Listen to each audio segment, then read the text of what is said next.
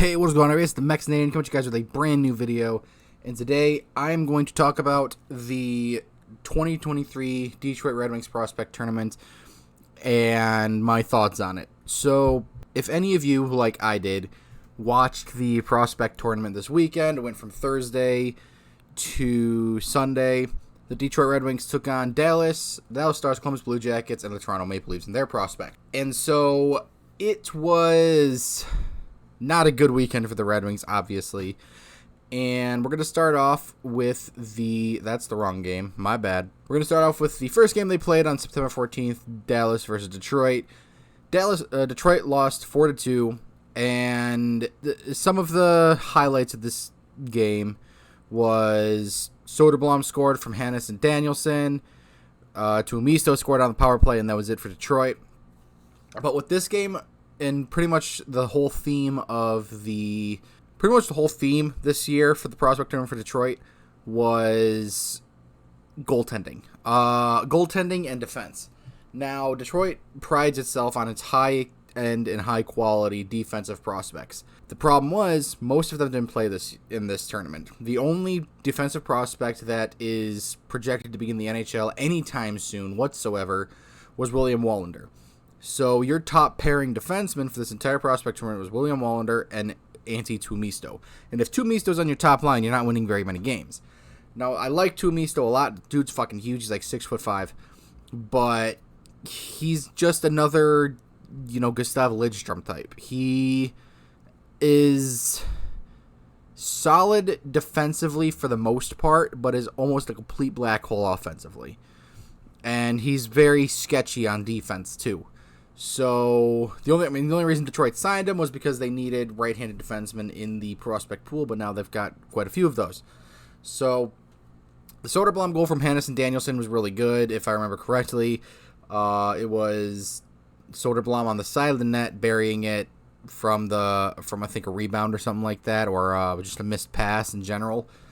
And then Antti Tuomisto, pretty solid snapshot from the point. I'll give him that.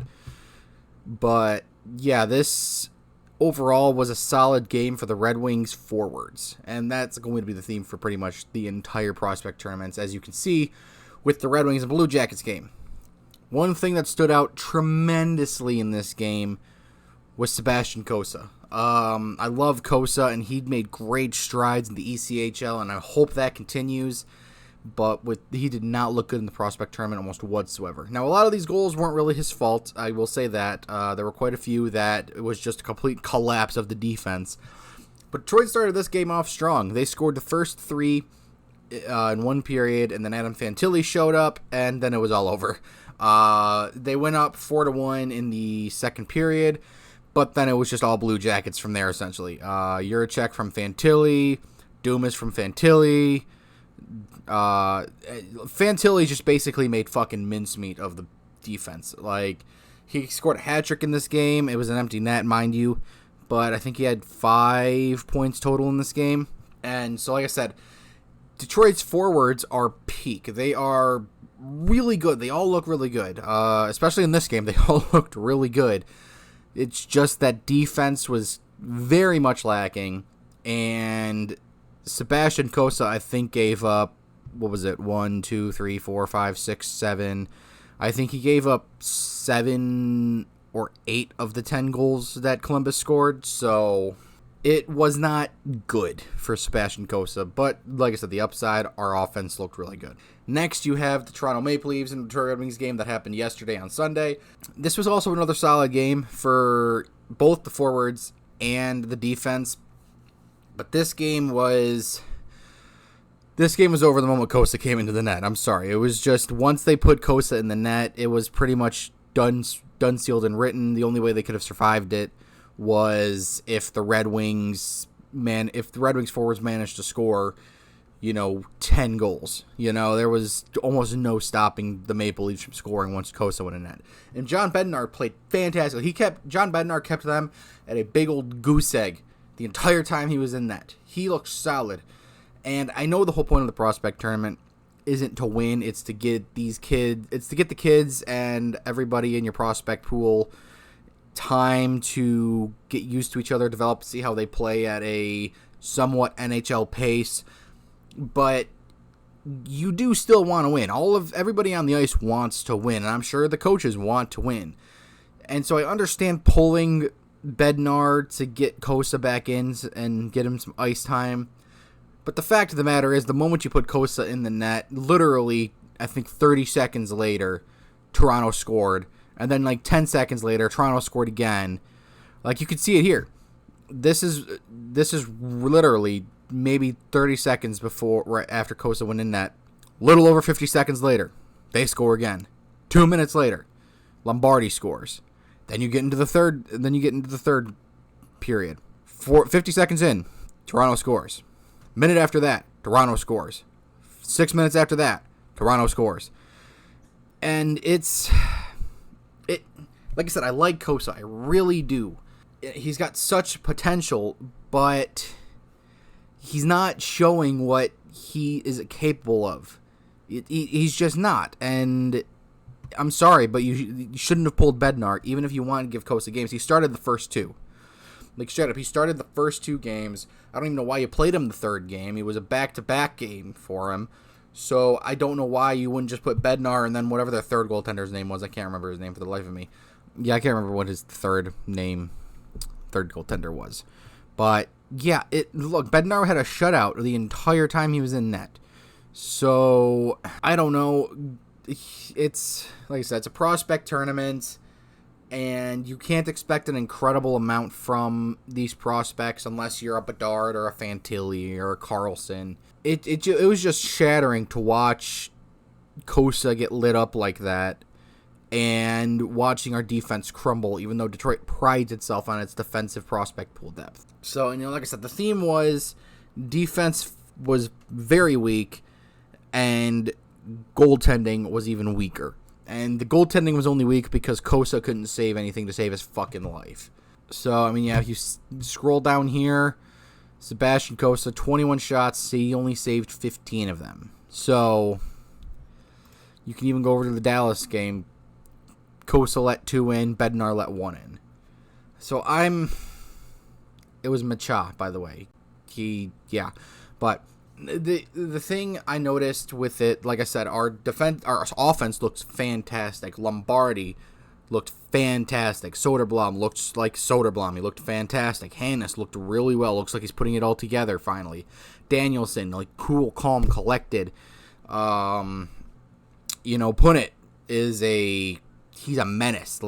If you watch the Dallas game, he not only laid the fuck out of Dallas's captain, but he also pretty much, it was pretty close to a KO against Grishnikov. So Punit's a menace. That was his first fight of the tournament. His second fight of the tournament came in this third period, I think. Yeah, he fought Cameron Butler, and two big boys going at it. And yeah, Punit's a bit of a fucking menace, and I loved his game. So, but yeah, our forward prospects that should be good are looking really good. Wollander, he struggled a little bit in the first game, but the last 2 games he was really solid, and that's about all I can say. But Bednar looked fantastic, and like I said, our forward prospects are looking great. Dossett looked pretty solid. D'Souza surprised me a little bit. Yeah, and one thing I wanted to talk about with this video as well, and this is one of the primary reasons why I made this video, is because I was watching the YouTube stream of the prospect tournaments, and one thing that was really common amongst the commenters was people taking this game for what it's not. Like in the Dallas and Toronto game, I think Columbus a little bit, but primarily in the Dallas and Toronto game, Dallas fans were there, and they were acting like this game is a playoff game. They were acting like this game held any stakes for what the professional team is.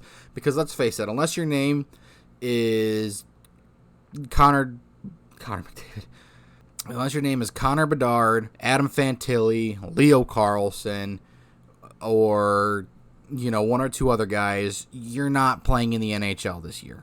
It's just not happening. there was only 2, maybe 3 people in Detroit's lineup for the prospect tournament that have even a fraction of a chance of making the roster this year, and that being Soderblom, Kasper, and Mazur. Now, yes, Mazur got injured. We don't know the extent of his injury, but regardless, unless you're one of those 3, nobody in Detroit's roster is going to make it. I doubt anybody in Dallas's roster is going to make it. Dallas is an incredibly deep roster, and they're still a playoff team, so they're not going to bring up any of their prospects right now unless it's a top-end prospect that really, really impresses in training camp. It was wild to see. It was funny and a little bit infuriating at the same time because people were watching, like I said, with the Dallas and Toronto game, you had their fans in the chat watching the Red Wings lose and being like, oh, Red Wings are the worst team in the league. They're going to stay the worst team in the league. They're going to not win a game this season. I saw somebody say they were going 0-84 or whatever. So clearly people are taking this way too seriously.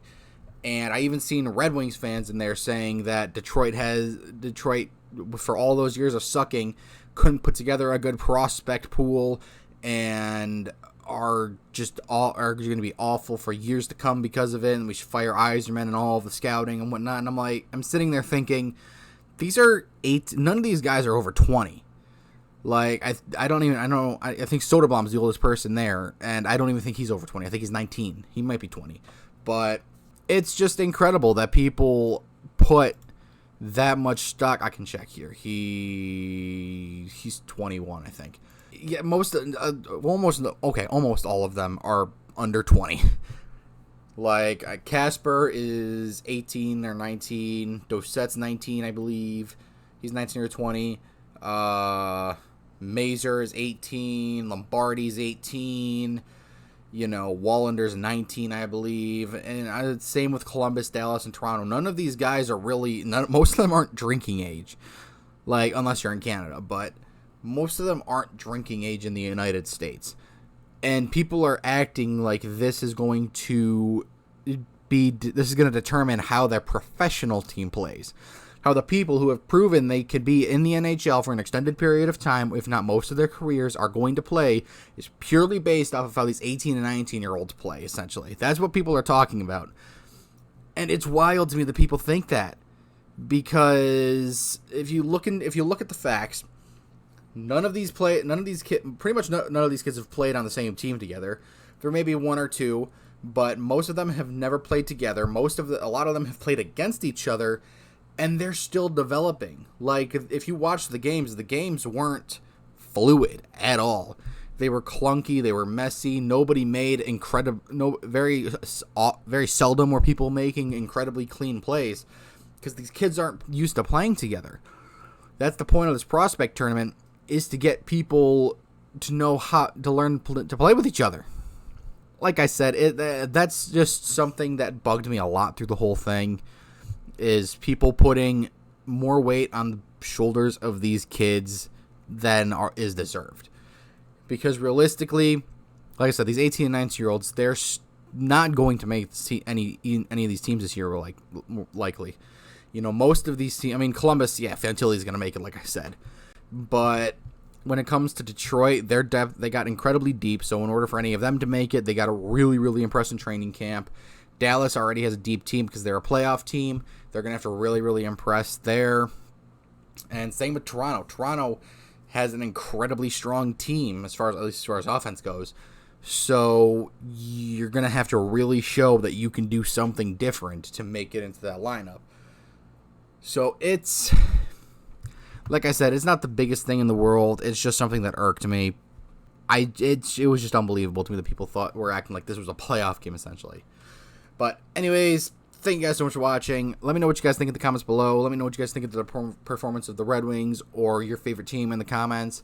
Like I said, I think Detroit looked offensively really good. Our offense did about as much, if not more, than what you could hope for the guys that we have. Our defense was lacking, but like I said, that's because of most of our top-end prospects, like Edmondson's injured, Sandin Belk is playing in Sweden right now. Johansson is over there, I think. Most of our top-end defensive prospects weren't playing, and Cossa just turned into a fucking turnip for whatever reason. But Bednar looked pretty solid. So, yeah, like I said, let me know what you guys think in the comments below. My name is, as always, the Mexicanadian, and I will talk to you guys later. Adios.